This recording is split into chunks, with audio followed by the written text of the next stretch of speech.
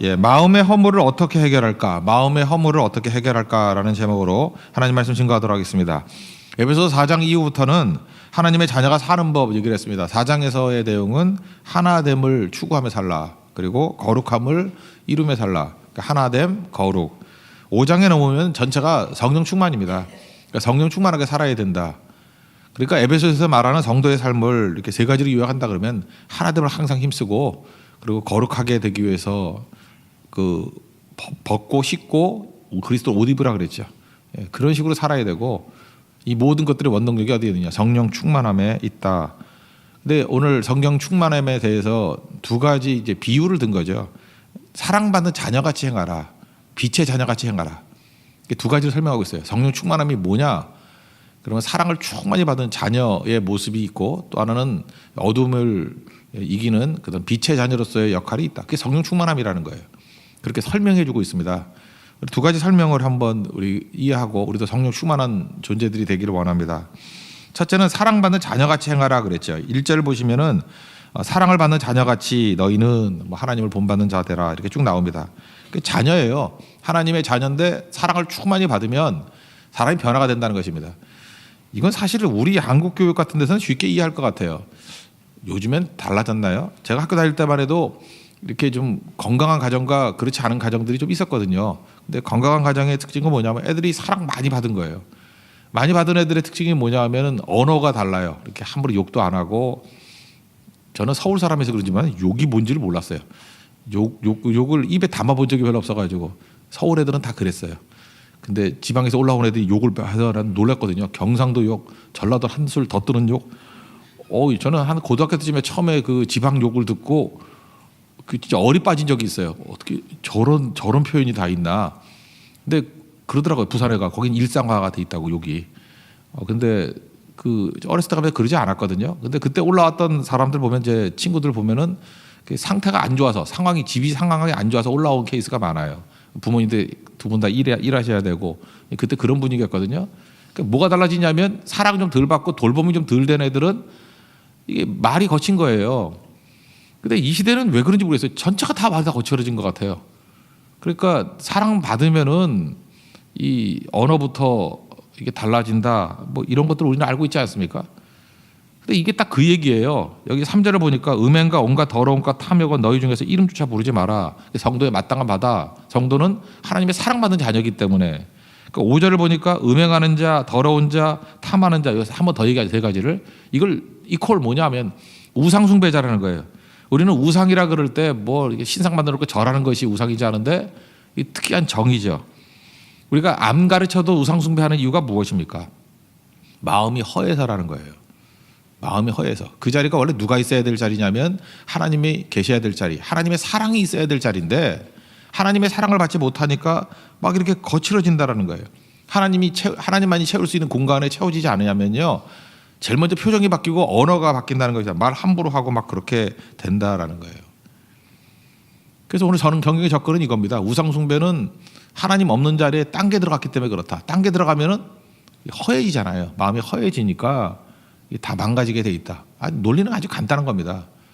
그러니까 말을 고치기 위해서 뭐 이렇게 애쓰고 이런 접근을 하는 게 아니고 하나님의 사랑 받으면은 변화된다라는 거예요. 우리 보통 그 여자분들은 그 목소리가 10가지가 있다 그러잖아요. 그 뭐 화가 났을 때 남자 목소리 나잖아요. 뭐해? 죽을래? 이러다가 또 이렇게 결혼하기 전에 여자분들 같으면은 뭐 자기가 좋아하는 오빠 옆에 가면은 그랬어요. 뭐 해서 이게 이상하잖아요, 말이. 그죠? 이렇게 막 설탕 부은 것 같이 막. 근데 목소리 톤만 들어봐도 알잖아요. 그러니까 여자분들이 참 사는 게 힘들겠어. 자기 마음의 상태가 목소리 모양으로 바뀌니까. 그러니까 목소리만 들어봐도 상태를 알 수 있는 거예요. 그게 자기 패를 다 읽히니 얼마나 힘든 인생을 살겠어. 근데 그걸 보면서 알 수 있는 게 뭐예요? 마음의 상태가 언어를 바꾼다는 거 아니에요. 그러니까 상태가 좋으면 말이 밝아지는 거고 상태가 안 좋으면 말이 거칠어지는 거고 뭐 남자분들도 마찬가지겠죠. 근데 남자들은 한 도수가 한 세 가지가 있다 그러면 여자분들은 한 10가지가 있는 것 같아요. 예민하고 또 우수하기 때문에 그런 것 같아요. 이제 아주 반영을 잘하는 것 같은데. 그러니까 이거는 말 고치는 문제가 아니라는 거죠. 허함이 사라져야 된다는 것입니다. 허함이 사라지기 위해서 필요한 게 뭐냐? 이게 관계라는 거예요. 이게 조금 학자 얘기를 한다면 제널드 메이라는 사람이 그런 얘기를 했어요. 그 중독 연구하시는 분이거든요. 뭐 알코올 중독, 뭐 성 중독, 도박 중독. 중독은 내가 컨트롤할 수 없는 게 중독 아니에요. 모든 중독의 원인이 다 똑같대요. 깨진 관계 때문에. 관계가 깨진 사람이 다 중독에 빠진다는 것입니다. 채워지지 않는 거예요. 관계에서 이게 채워져야 되는 건데 그 채워지지 않게 중독에 빠진다는 거예요. 하나님이 우리를 채워야 되고 하나님과의 관계가 좋아야 되는데 그게 깨져 버렸어요. 그래서 인간은 죄 중독에 빠진 거예요. 인간은 그래서 나름대로 다 중독에 빠진 겁니다. 그 우상 숭배를 가장 21세기 단어로 바꾼다 그러면 중독이에요. 허한 사람이 중독하잖아요. 사랑받는 여자들 그러지 않은데 뭐 쇼핑 중독 되게 뭐가 빠진 거거든요. 그런 거 있어요. 제가 쇼핑 중독 보니까 뭐 옛날에 몇 개 보니까 그래요. 이게 학력에 대한 컴플렉스 있는 분들 있죠. 이게 뭐 자기가 생각하는 만큼의 학력이 안 되시는 분들. 근데 능력은 되는데 그런 사람이 막 쇼핑으로 자기를 포장하더라고. 그래야 무시 안 당한다 그러면서 좀 이상할 정도예요. 아무도 무시 안 하는데 중독이죠 그게. 왜 그래요? 관계에 있어서 이게 허함이 있는 거예요. 그러니까 그거는 쇼핑하지 말라고 접근하는 것보다는 너는 그게 아니라 하나님께 사랑받고 너는 진짜 인정받는 존재야 라고 이 관계 회복이 있으면은 나중에 그게 의미가 없죠. 누가 그런 걸 하겠습니까? 그 같이 연구했던 사람인 것 같은데 브루스 알렉산더라는 사람이 그 다음 연구를 했어요. 중독에 관해서 얼마나 관계가 중요한지 쥐 실험을 했는데 유명한 쥐 공원 이게 쥐 파크의 그 실험이라는 게 있어요. 중요한 건데 쥐를 한 마리 집어넣고요. 그 다음에 옆에 먹을 거 주고 옆에 마약을 좀 탄 몰핀을 탄 그 물을 갖다 놨어요. 그러니까 물으니까 이게 영양가가 없죠. 근데 이게 먹이가 있고. 근데 혼자 있는 쥐는 먹이도 먹다가 이게 뭔가 하고 물 마셔 보니까 이렇게 마약 성분이 있으니까 기분도 좋아지고 그러잖아요. 나중에는 밥은 안 먹고 그 먹이는 안 먹고 물만 마시더래요. 그 마약 탄 거. 그러니까 중독이죠. 그래서 한 번 더 실험을 해봤대요. 오히려 가까이는 먹이가 있게 만들고 그다음에 이게 전기 충격이 오는 데를 넘어서 가지고 그 마약 탄 물이 있는 곳. 그런데 그 대가를 치르고도 또 가더래요. 막 찌릿찌릿하고 힘든데도 불구하고 그 괴로움을 이기면서 또 다시 마약 탄 물을 먹으러 가더라는 거예요. 그러니까 아무리 방해하고 아무리 막아도 이 관계가 허한 사람들 있죠. 마음이 허한 쥐들은 그걸로 위안 얻는다는 거죠. 근데 여러 마리 쥐들이 있는 것들 같이 그냥 일반적으로 살게 만드는데 똑같이 먹이하고 마약 몰핀 탄 그 물 갖다 놓으니까 호기심이 한 번은 먹지만 그걸로 안 하고 관계에서 얻는 기쁨이 있기 때문에 굳이 그거 안 먹어도 된대요.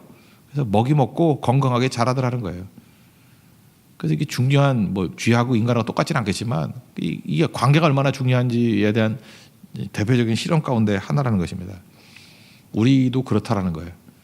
그러니까 성도들의 문제를 해결할 수 있는 길이 뭐냐? 뭐 상담 잘하고 뭐 우리 교회들도 그런 교회들 있잖아요. 상담도 잘하고 또 이렇게 케어링도 잘하고 한계가 있어요. 그건 임시방편일 가능성이 크다는 것입니다. 하나님을 만나야 돼요. 우리 인간은 하나님 만나기 이전까지는 절대로 채워지지 않습니다. 절대로. 그리고 우리 깨진 그 관계 절대로 회복되지 않고는 하나님과의 관계 회복되지 않고는 나머지 문제 해결 안 돼요. 그러니까 맨날 분노심이 있고 막 그러는 거 아니에요. 그래서 애국하는 길이 예수 잘 믿는 겁니다. 그죠? 예배 잘 드리고 그러면 일단 기쁨이 있고요. 그다음 웬만한 난관과 어려움을 이길 수 있는 힘이 생기고요. 돌파할 수 있다라는 것입니다. 그래서 성령 충만을 얘기하는 거예요. 성령 충만하면 너희들이 하나님의 사랑받는 자녀라는 것을 알게 된다는 것입니다. 사도 바울은 이 병적인 게 없잖아요. 이렇게 핍박당하고 억울함 많이 당하고 근데 뭐 여기 썩는 게 없잖아요. 싱싱해지는 이유가 뭐예요?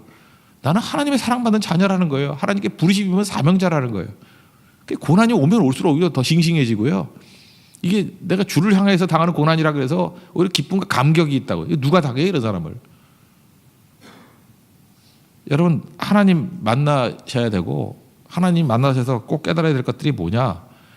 내가 하나님의 사랑받는 자녀라는 거예요. 그래서 교회는 사랑이 넘쳐야 돼요. 하나님의 사랑 받을 수 있는 기회를 만들어줘야 되고 하나님이 주시는 그 만족을 누릴 줄을 알아야 된다는 것입니다. 그러면은 말도 바뀌고 태도도 바뀌고 수근수근하다. 수근수근하는 사람들도 보면은 여러분 아시잖아요. 수근수근하는 사람들 다 그거 상처 입은 사람들이고요. 결손이 있는 사람들이에요. 그렇다 그러면 잠깐 비난만 하지 말고 그 사람이 하나님으로 채워지는 것들을 체험해야 됩니다.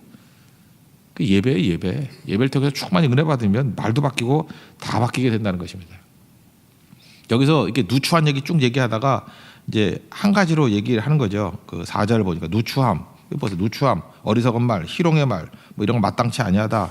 그 앞에 또 세 가지가 또 나와요. 쭉 얘기하고 난 다음에 한마디로 날리는 게 뭐예요? 감사하는 말을 하라. 그러니까 하나님의 자녀의 언어에 있어서 한마디는 뭐냐면 그냥 감사하는 말을 하는 거예요. 그게 하나님의 자녀다운 인생이다. 이게 관계 결핍에서 오는 겁니다. 하나님으로 채워지면 다 바뀐다는 거예요. 하나님이 채워진다는 게 무엇입니까? 그게 성령 충만이에요. 하나님의 자녀라는 확신이 온다는 것입니다. 또 한 가지 두 번째로 묘사하고 있는 것들이 뭐냐면 빛의 자녀답게 살라는 것입니다. 8절 이하인데 전에는 어둠이더니 이제는 주 안에서 빛이라. 빛의 자녀들처럼 행하라. 그러니까 빛이 없을 때는 보이지 않는 거죠. 그러니까 빛의 자녀는 건 뭐냐 하면은 1차적인 거는 이제 보게 됐다라는 거예요. 하나님 빛이시잖아요. 우리가 빛의 자녀가 됐으니까 이제 안 보이는 게 보인다는 거예요. 그러니까 보이니까 이걸 영이 살아났다 그러거든요. 영이 살아나니까 하나님 눈을 보여주니까 누가 보이냐? 내가 보여요. 그러니까 빛의 자녀니까 내가 보이니까 회개하겠죠. 회개는 누가 하느냐면 죄가 보이는 사람이 하는 거 아니에요. 성령께서 죄에 대해서, 의에 대해서, 심판에 대해서 말씀하신다 했잖아요. 요한복음 16장에. 그 죄에 대해서가 뭐예요? 죄를 보여주시는 거예요. 빛이니까. 보고 어떻게 회개를 하네요. 보고 어떻게 목욕을 하네요. 그러니까 보이는 거거든요. 빛의 자녀는 영이 밝아지는데 영이 밝아지니까 영이 살아나니까 나 자신을 보기 때문에 회개하게 되고 죄를 보니까 그죠? 지긋지긋하게 하게 되는 거고 하나님을 보니까 예배가 되는 거고 심판을 보니까 그죠? 마지막을 향해서 내가 어떻게 살아야 할지 오늘의 삶이 바뀌게 되는 거고요. 그 다음에 이웃에 대해서도 아는 거죠. 그들의 운명을 아니까 사명 가지고 전도하는 곳에 나가게 된다는 것입니다. 우리 빛의 자녀예요. 어둠 속에 있지 않다. 이거를 알아야 된다는 것입니다. 그러니까 빛이 뭐예요? 다 보이니까 우리 인간은 예를 들어서 이 앞에 뭐 이렇게 장애물이 있어요. 근데 그 너머에 어떤 살길이 있어요. 그러면 이 장애물이나 난관 어려움이 있을 때 다 보이니까 이걸 극복할 능력이 생기겠죠. 요것만 넘어가면은 되니까 요즘에 뭐 이렇게 아기들 임신했던 가정들 있지 않습니까? 벌써 이제 뭐 오늘이나 내일쯤에 태어날 가정도 있는데 10달 동안 굉장히 이제 고생 많이 했습니다. 그죠? 뭐 입덧도 하고. 그런데 그 참을 수 있는 이유가 뭐죠? 이게 영원히 지속된다 그러면 어떻게 살아요? 근데 이게 10달 지나고 난 다음에 이제 사랑스러운 아이 생명이 태어난다라는 그게 다 보이니까 견딜 수 있는 거죠. 빛이 그런 거예요. 빛은 다 알기 때문에 끝이 보이기 때문에 이걸 이길 수 있는 힘이 있다는 것입니다. 그 나와 너 쓰신 분이 있죠. 라인홀드 니버.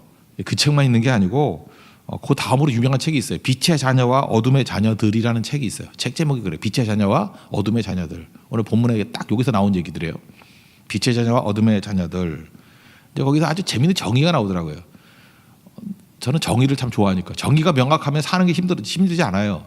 그럼 어둠의 자녀가 뭐냐 그랬더니 자기 자신의 의지, 그러니까 내 뜻이죠. 내 욕심, 내 의지, 그리고 자기 자신의 이익.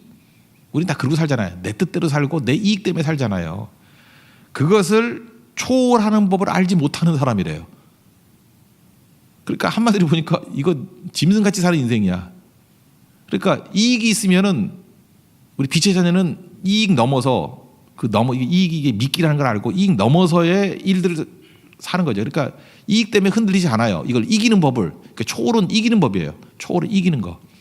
이익을 이기고 자기 자신의 의지를 이기고 그래서 넘어가는 거죠.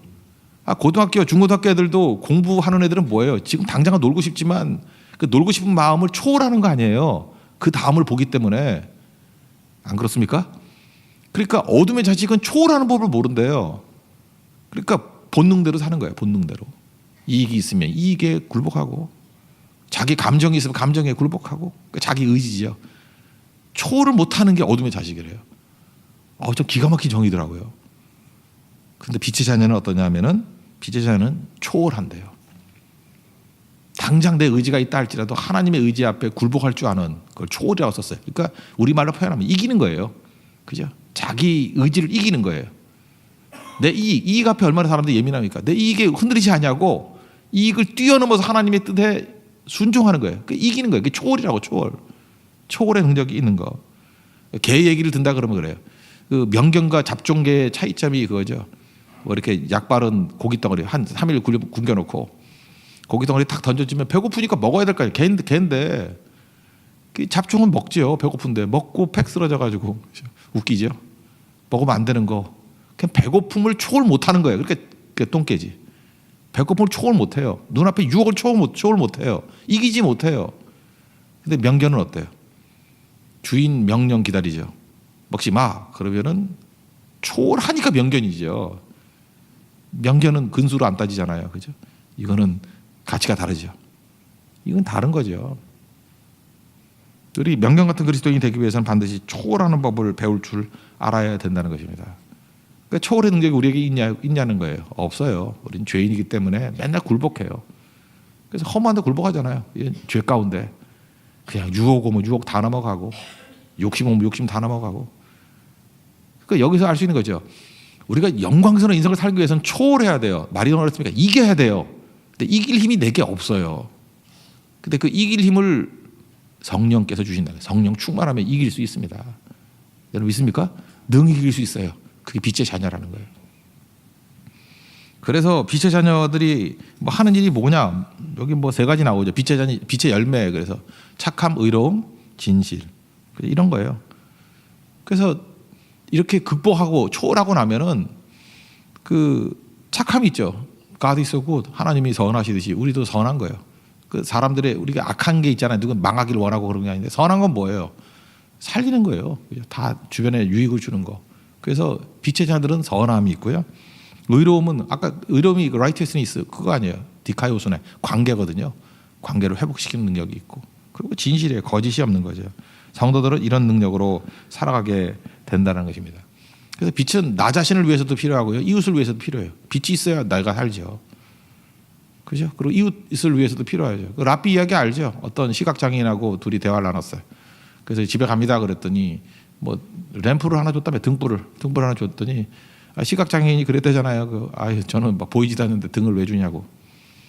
너를 위한 게 아니라 딴 사람들이 너를 잘 보고 피해가라고 준다고. 1차 지혜. 대단한 지혜죠. 그러냐고. 역시 랍비는 다르다고. 그리고 등불 들고 가는데 어떤 놈이 와서 부딪혔어요. 이 시각장애인이 그랬대. 소리 지르면서 이거 안 보이냐고. 자기도 안 보이면서 이거 안 보이냐고. 그랬더니 그분이 아하 그러면서 설명해 주죠. 등불이 꺼져 있네요. 두 가지 메시지죠. 저는 이 얘기 참 좋아해요. 그죠? 등불은 나 자신을 위해서지만 상대를 위해서도 등불은 필요한 거고. 근데 내가 눈 뜨지 못하면은 등불이 켜져 있는지 꺼져 있는지도 모르는 거예요. 우리 교회도 그렇고 성도도 그렇고 그럴 수 있지 않습니까? 등불은 꼭 나를 위해서만 드는 거 아니에요. 이웃을 위해서도 들어야 되고 비춰주는 거잖아요. 근데 정말 무지한 건 뭐냐면 답답한 거는 내가 이 불이 켜져 있는지 꺼져 있는지를 모르는 존재예요. 우리는. 그러니까 주님 앞에 나가서 점검해야죠. 내가 불이 켜져 있나요? 꺼져 있나요? 나를 불쌍히 여겨주세요. 이런 말씀 듣다 보면요. 우리 인간은 자기 자신을 믿을 게 하나도 못 돼요. 우리는 내가 불인지 꺼져 있는 존재인지도 몰라요. 그러니까 주님 앞에 엎드려야 된다고. 하나님 나를 불쌍히 여겨주세요. 그때 일어나는 거죠. 여기 14절에 보니까 뭐 일어나 여기 지금 이게 인용같이 돼 있거든요. 잠자는 자에 깨어서 죽은 자들 가운데서 일어나라. 이게 어디 나오나요? 뭐 이사야 60장 같은 데 나오나. 일어나 빛을 발하라. 근데 이거 앞뒤가 딱 맞지가 않는 것 같아요. 그래서 이게 주석으로 한번 찾아보니까 이렇게 나오더라고요. 초대교회 때 세례를 받을 때 이게 초대교회 찬송가 있다는 거예요. 디모데후서 2장에도 찬송가 나오죠. 그죠? 우리가 부르는 그 순교자의 노래할 때 그 찬송가. 초대교회 찬송가였을 가능성이 크대요. 그러니까 세례를 받고 딱 나오면 사람들이 그렇다는 거예요. 일어나, 그죠? 죽은 자들 가운데 일어나서 빛을 발하라고. 그러니까 세례받은 크리스찬들의 모습이 뭐냐 하면 세상을 어둠으로 얘기하고 우리의 사명이 빛을 발하는 거라는 거예요. 그러면서 거기에 그런 얘기를 한대요. 이게 잘 보면 죽은 자와 잠자는 자의 구분이 돼야 한대요. 멀리서 보면 모르죠. 죽었는지 자는 건지 모르죠. 그런데 일어나라 할 때 일어나는 건 잠자는 자라는 거예요. 생명 있는 자는 일어난다는 거예요. 여러분 우리 가운데 지금도 예배를 떠나고 이렇게 낙심자들이 있지 않습니까? 낙심자들 우리는 모르지만 죽은 자도 있을 것이고 거기에 잠자는 자도 있을 거예요. 진짜 생명이 들어간 사람은 잠자는 자예요. 죽은 게 아니에요. 탕자는 죽은 게 아니에요. 잠자는 존재일 뿐이지. 요나는 죽은 게 아니에요. 뱀이 창에 들어서 잠자고 있는 거지. 잠자는 자의 어찌 비뇨 하고 깨우잖아요. 우리는 몰라요. 겉으로 볼 때 죽은 자하고 잠자는 자는 똑같아요. 그래서 우리가 해야 될 일이 뭐냐 하면 이거 하나님의 소관이야. 그게 아니에요. 우리 성도들이 해야 될 책임도 있는 거예요. 일어나라고 소리 지르는 거예요. 일어나라고. 연락도 하고 예배 나와야 돼. 정신 차려. 그러면 잠자는 자, 그 속에 생명 있는 자들은 잠자는 자는 깨어나요. 그래서 잠자는 자를 일어날 때 그것도 부흥에 굉장히 중요한 거예요. 왜냐하면 잠잘 때가 아니거든요. 일해야 될 때거든요. 요나가 잠잘 때가 아니거든요. 사명자거든요. 그래서 교회에서는 두 가지 메시지가 있는 거예요. 죽은 자를 예수 그리스도의 능력으로 살리는 일, 그건 하나님이 하시는 일이고, 또 하나가 좀 이게 우리가 좀 외침같이, 이게 인간적인 외침같이 보이는 건 뭐냐 하면 잠자기 때문에 그래요. 잠자는 자는 죽은 자는 아니에요. 살아있는 자예요. 근데 사명 저버린 걸 잠잔다 그러잖아요. 기도 안 하는 걸 잠잔다 그러잖아요. 특별 새벽 기도 하는 이유가 뭐예요? 잠자는 자를 깨우는 거예요. 살아있는데 깨우는 거예요. 정신 차리라고. 그럼 잠자는 자가 일어난다는 거예요. 이 초대교회는 이런 의식이 있었어요. 생명 있는 자들은 자선 안 된다는 거예요. 일어나라. 그죠? 죽은 자 가운데서 일어나서 왜 죽은 자와 똑같이 보이게 사느냐. 일어나라. 그래서 빛을 발하라. 우리 교회 성도들이 다 같이 일어나서 빛을 발할 수 있는 정말 생명이 생명되게 만드는 능력의 역사가 있길 바랍니다. 이게 성령 충만이에요. 그래서 우리 성령 충만한 종들은 언제나 사랑 많이 받는 종들. 그래서 우리는 상처가 없어요. 관계 회복이 있어요. 중독에 빠지지 않아요. 우리 우상숭배가 아니에요. 뭐 딴 거에 이렇게 난리치지 않아요. 우리 하나님 사랑받는 자들인데 사랑 못 받으니까 제가 딴 데 가서 난리치는 거라고. 사랑받는 자라는 거, 빛의 자녀라는 거, 이거 두 가지 붙들고 이게 성령 충만의 어떤 사회적인 요건들을 설명하고 있는 거죠. 우리가 어떻게 살아, 성령 충만으로 어떻게 살아야 될 것인가. 성령 충만한 자들 이렇게 사는 겁니다. 하나님의 능력 가운데 힘있게 살아갈 수 있는 우리 믿음의 신실한 종 되기를 기원합니다. 모두 자리에서 일어나겠습니다. 94장 찬송하겠습니다. 주 예수보다 더 귀한 것은 없네. 예수님 만나고 예수님 채우면은 나머지는 사실은 뭐 저절로죠. 다 회복될 수 있습니다. 우리 예수님으로 충만해지는 시간 되게 해달라고 기도하겠습니다. 94장입니다.